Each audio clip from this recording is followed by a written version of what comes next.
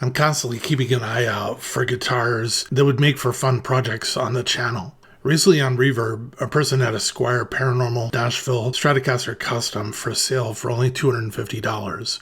It was in really good shape. The cool part was he had taken the guitar and had replaced the stock pickguard with a more Telecaster-like pickguard. He had ordered a custom pickguard that eliminated the middle Nashville-style pickup. He then said he had replaced the stock pickups with a set of Fender Player II Telecaster pickups.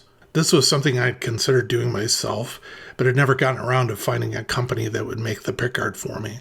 I have since found at least one that'll do it for a reasonable price.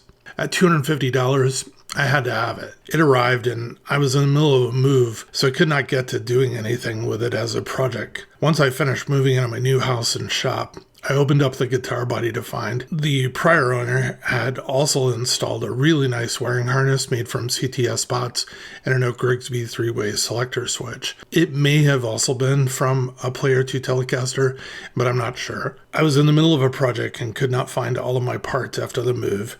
I needed to build out a simple Telecaster wiring harness, and the one in the guitar already was pretty much identical to what I would have built. I cannibalized the wiring harness from the Squier Paranormal guitar and finished the project I had been working on. The guitar sat hanging on the wall without any guts for almost 2 months. Every time I'd look at it, I'd feel these pangs of guilt. I set a plan in the works where I would install a quality replacement harness. I wanted to replace the stock bridge with a Wilkinson logo bridge with 3 brass compensated saddles, and I also wanted to install a Player II Stratocaster neck with a rosewood fretboard. I ordered the parts that I needed. I said a few times that I'm not the biggest fan of a 6-saddle bridge in a Telecaster. I guess I'm a traditionalist. The bridge I ordered was from Amazon for only $25. I ordered the Player II Rosewood Stratocaster neck from the Stratosphere store on eBay for $319 without the tuners. I already had a set of the Fender Classic Gear tuners already that I'd installed in the neck when I got it. So the idea behind the modifications was to follow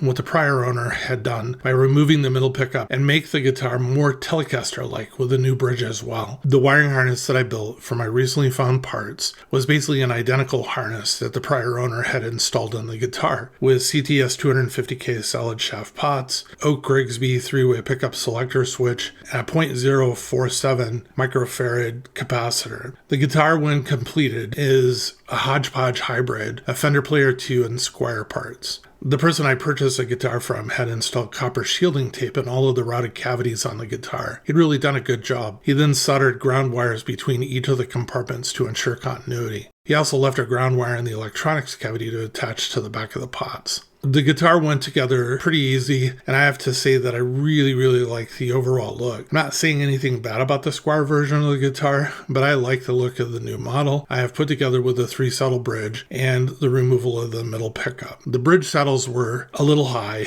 and once I lowered them, I found the saddles were already set up properly for intonation, which was really nice. I also didn't need to file the nut or adjust the neck relief. I'd have to say this is probably one of the easiest assemblies of a guitar I've done in a while. I left the Squier neck plate on the back of the guitar, so if I ever decided to sell or trade the guitar, no one would think it had a full Fender pedigree, that I was trying to pass off something. She sounds and plays like a Fender Player II Telecaster. I love me a good rosewood neck on a guitar. I really like the Player II series of Strat and Tele necks. Rolled edges and satin back of the neck makes for a nice playing experience. She doesn't look like a Fender Player II. She also doesn't look like a Squier Paranormal guitar anymore. Somewhere in between, kind of the best of both worlds.